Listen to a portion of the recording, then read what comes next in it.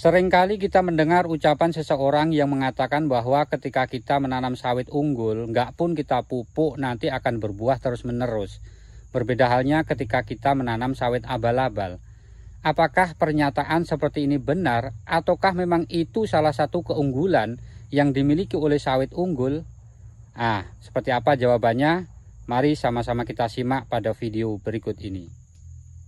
Baiklah sahabat petani kelapa sawit dimanapun berada, jadi langsung saja akan kita jawab pernyataan dari seseorang yang mengatakan bahwa ketika kita menanam sawit unggul, nggak pun kita pupuk, buahnya akan keluar terus-menerus. Nah, saya sampai hari ini tuh masih heran dan bertanya-tanya, dari manakah asal-usul kalimat tersebut, kemudian siapakah orang yang pertama kali mengatakannya? Karena kalimat ini seringkali dijadikan sebagai bahan olok-olokan oleh orang-orang yang memang dari dulu sampai hari ini itu memuja sawit abal-abal. Nah, kemudian jawaban singkat dari saya bahwa pernyataan tersebut itu adalah tidak benar alias pembodohan. Mengapa demikian? Karena kalau kita bicara tanaman kelapa sawit itu kan dia makhluk hidup, sama seperti kita manusia. Nah, manusia itu sendiri untuk tumbuh kembangnya yang optimal, mereka itu dipengaruhi oleh beberapa faktor. Misalnya seperti faktor kebahagiaan, kemudian yang kedua faktor makanan yang biasa kita sebut dengan 4 sehat 5 sempurna, ataupun faktor yang lainnya.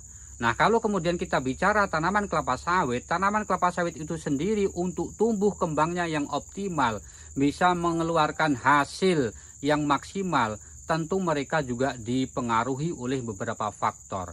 Di antaranya adalah faktor perawatan, kemudian pengendalian hama, dan tak kalah pentingnya adalah faktor pemupukan. Di mana tanaman kelapa sawit yang kita tanam itu juga membutuhkan makanan, membutuhkan pupuk yang biasa kita sebut dengan unsur hara makro ataupun mikro.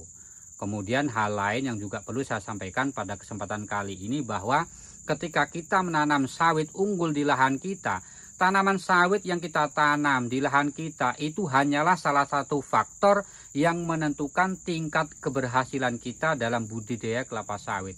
Ingat perkataan saya, salah satu, jadi bukan satu-satunya faktor yang menentukan. Artinya bahwa sekalipun kita menggunakan bibit unggul yang kita tanam di lahan kita, tanpa kita lakukan perawatan yang maksimal, pengendalian hama yang maksimal, ataupun pemupukan yang maksimal, jangan berharap tanaman yang kita tanam akan menghasilkan buah yang maksimal. Nah, barangkali ini saja yang dapat saya sampaikan pada kesempatan kali ini. Sedikit jawaban singkat dari saya.